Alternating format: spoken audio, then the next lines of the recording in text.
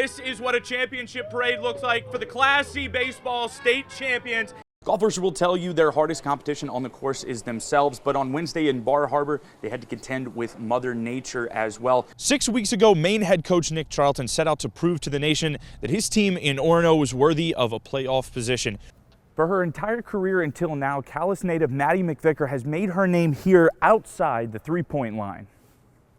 After season-ending injuries to both bigs, McVicker has been forced to reinvent herself as a power forward. Now she patrols the paint. The drive-in movie theater has been an American institution since the 1950s, though as of late it's become more of a novelty act. But in a time of social distancing due to COVID-19, it's become one of the only venues available for live entertainment. Now the offense is missing their best two receivers today. How do you kind of counteract that with the game plan in the second half? We just got to feature our best players. I have to bring out the lucky hat from the PGA Championship last year, hoping it's going to bring me any sort of luck, but I don't think it's going to help at all. What do you mean you're 80 years old? Blah, blah, blah, blah. You're out here with 14-year-olds. That's so what? There are few things in this world that can stop Paul Sally, and lack of experience is not one of them. When I came out here, I could start the motor, and that's about all I could do. And now I can fly around these corners at 60 miles an hour, and I'm comfortable with that. 2 years ago, just before Sally turned the corner on 80 years old, he decided to join some of his family and start running in the Enduro class at Get Her Done Speedway in Skowhegan. So it's a learning process, it's fun, it's enjoyable, and I get to be with my people. You going, are ya? Oh yeah. His people are his extended family. He's affectionately referred to as Uncle Paul. They've supported him from the start. See, I am the last one in my family, but these are my new family. And I love them just like I did my other family. Yeah, ready to do it. Boom. Just as important as his family is his religion. So much so that when last week's race got moved to Sunday because of rain, he came right from service to the track in his Sunday best. I did not realize what was going to happen. That was totally unexpected, but pleasant. His faith is a major reason why Sally drives without hesitation. Because I'm never going to die. I don't believe in death. It's just something that don't happen. And when death is of no concern, nothing on a dirt track can stop you. Now, I rolled my car over last weekend, crushed the roof, and what happened? They rolled it back up on its wheels. I got out. Hey, hi guys, I'm here. It's no big deal. In Skowhegan, John Wagoner, ABC 7 and Fox 22.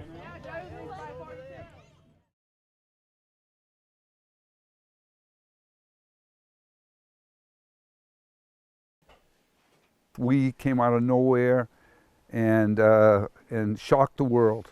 Not much was expected of the 1965 Maine football team.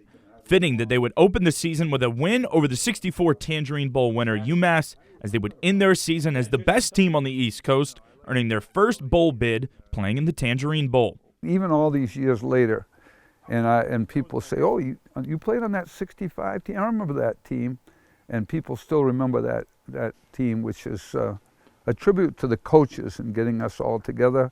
They're getting the band back together this weekend. Telling stories is one thing, but reliving the memories on tape for the first time is even better. No kidding. I want to see this. The football players would return to practice under extremely changed conditions in preparation for their December date in Florida. But this is a great little video. I love this. Can you imagine they got bare hands and doing push-ups? Passing, blocking, and running. Yeah, there's Perkins. Skinny. The boys were up in anticipation of the trip to Orlando. Many of us had never been on a plane before that year. We were all together as a team. We figured we're going to die together or whatever. Once the team made it to Orlando for the Tangerine Bowl, mired by heat and early injuries, the team was outmatched by the East Carolina Pirates. But the memories of the game go far beyond the score. Every one of us did not want to let down our teammates or our coaches. It wasn't about me. Look at this right here.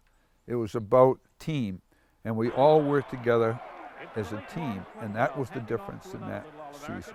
The surviving members of the team have gathered for their induction into the UMaine Athletics Hall of Fame. This could be one of the final times they're all in the same building. This possibly is the last. I think this is the last time. This is going to be a grand finale. In Orrington, John Wagoner, ABC 7 and Fox 22.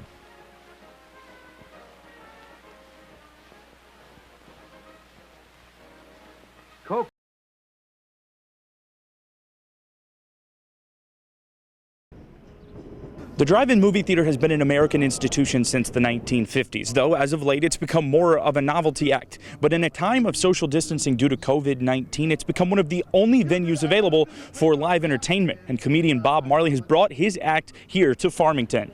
So I was at home one night and Father Paul sent me a text and said, how about bring Marley up here, Chrono Watch 2020. And I mentioned that to my wife and one of our friends, and they said, yeah, let's do it.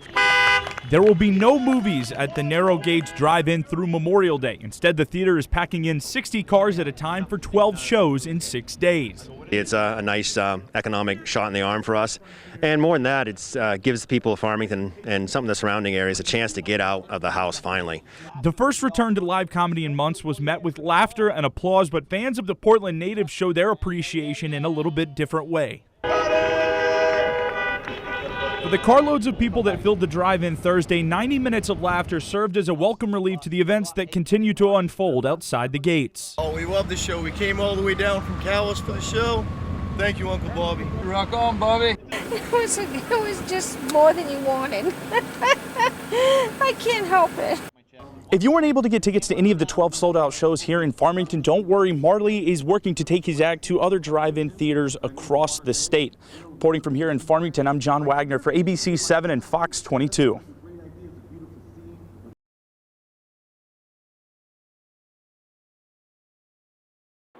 Tucked between an unassuming apartment complex and a weathered grocery store is the heartbeat of a night out as a UMaine student, the Orno House of Pizza. They're going to talk to the kids down the road and say, yeah, we used to go to UMaine. Yeah, we had a bar that was called OHA back then, and we used to go there often.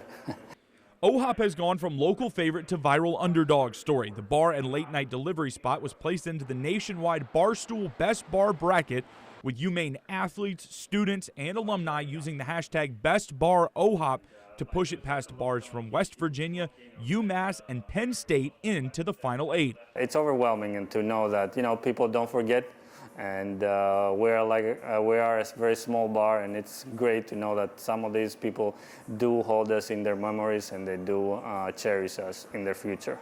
Black Bear athletes have been some of the most prominent voices in the surge behind OHOP, with the likes of Pat Ricard, Jamil Demby, Jeremy Swayman, and more throwing their weight behind a small business built by their collegiate memories. I feel like the students, they rally a lot better behind a small business, small family-owned business. And with their tweets come some of their favorite orders. My go-to favorite meal would have to be the barbecue chicken macaroni calzone. It was nothing better than that. After a long day. If I had to choose, I think I would choose the Nutella ones, just because it's something different that no one has around here. And if you need something sweet, but also like kind of a pizza, you know. My favorite thing to get at OHOP is the ranch zone.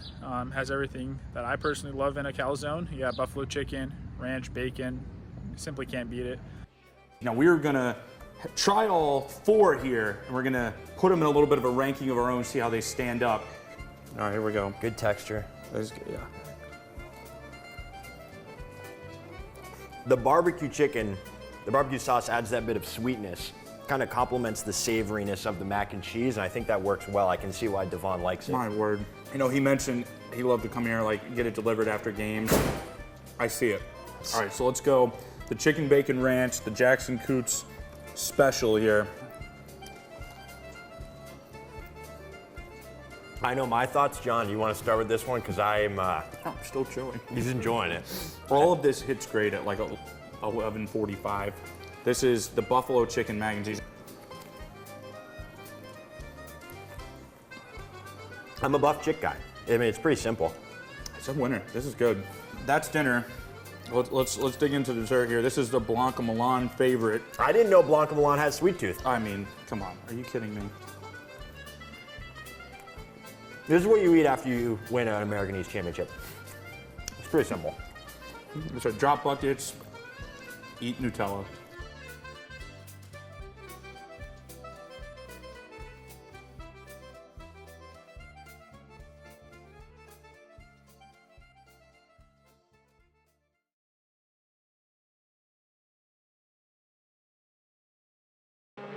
Two months late, the Speedway 95 season got underway on July 1st. As race nights piled up throughout the summer, one name was consistently in the top 5 of the Roadrunners division, Sean McNevin. Apparently, he was making quite a name for himself over at Speedway 95. And then it was brought to the state's attention. It's been about 5 years since McNevin's name has been in the news. The last time he was seen was on October 1st, 2015, when he was sentenced to 3 years in prison after being convicted of manslaughter and aggravated OUI. The charges stemming from a New Year's Day crash earlier that year that killed his fiancée and mother of 2, Elizabeth Horlika. Prosecutors said McNevin's blood alcohol level was twice the legal limit. It was reported just before it, witnesses had urged him not to drive that night, had urged her not to get in the car. McNevin was released from Mountain View Correctional Facility in early 2018 and began 4 years of probation. As a part of his sentence, McNevin was also barred from operating a motor vehicle on a public way or parking lot for at least 10 years. Yet as early as 2019, records show McNevin raced at Speedway 95. It wasn't until this summer that it was brought to the attention of the Penobscot County District Attorney, and his bail conditions were amended to ban him from racing at any track in Maine. At a speedway, that really requires additional skill. And so if the state has said, for whatever reason, you're not allowed to drive on our roadways, I think allowing people to drive at a racetrack situation, really undermines the confidence and I think really undermines the issues for the law there. Speedway 95 was operating within the law when they allowed McNevin to race here the past 2 summers. One track official I spoke to said they were aware of his 4 past OUI convictions dating back to 1996, but they were not aware his license was currently suspended. Even still, they had no issue with him racing as they considered him an experienced driver. At most local tracks around the state, it is commonplace not to require a valid driver's license to run. One of the ways that can change is at the state level. There is a certain amount of feeling in the legislature about wanting to make sure that we don't over-legislate. And every time something comes up, the instinct for many legislators is, so we need a law to deal with that, when in essence, maybe we do. But I've found that the most important part of this whole thing is the discussion. Senator Diamond added that if a bill were to be introduced when the legislature reconvenes, it will likely come from District 9, covering Bangor and Hermit. With that seat up for grabs, I asked the 3 candidates if they would consider proposing legislation taking an individual's driving record into account when allowing them to drive on a private track. I feel strongly that if somebody is not able to drive because of the law, they should not be able to drive, period. This is a safety issue.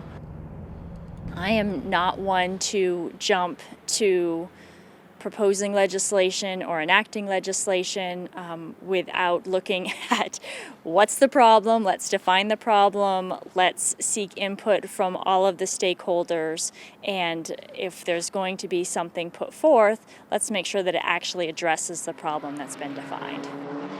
I think it's one of those issues where common sense is going to lead to the best decision, and I think most people would think that needing a valid driver's license to operate a motor vehicle does make sense. I think it just comes down to how strict we want to be about private roadways, and that's really something we want to talk about with the industry, the owners.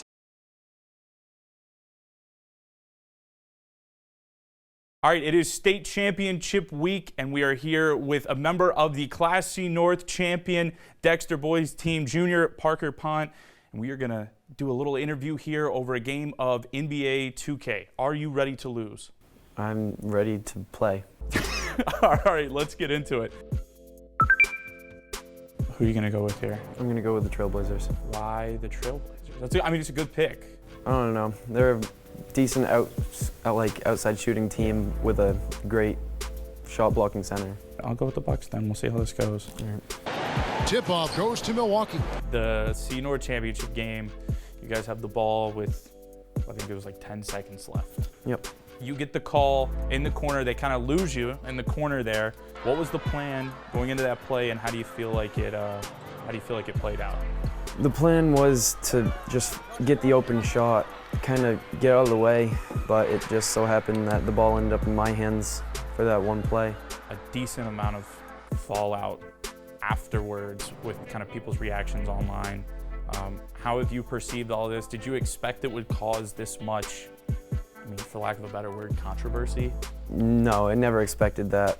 I mean, Maine not having the replay system puts us like at a deficit in those situations, but you have to go with what the refs call, and in the end, it's their decision, not ours. I mean, we found out now that the NPA at the end of the season is going to talk about using replay going forward. Do you think that's a good idea?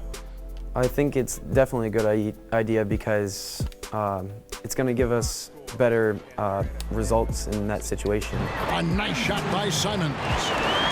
Everybody's goal is to win a state championship, but like when you guys, got in the gym in, I guess, November, what made you guys believe, like, okay, we have what it takes and we can kind of run the table here and make it into a state championship? All 12 of us are great players, and we've played together our whole lives pretty much.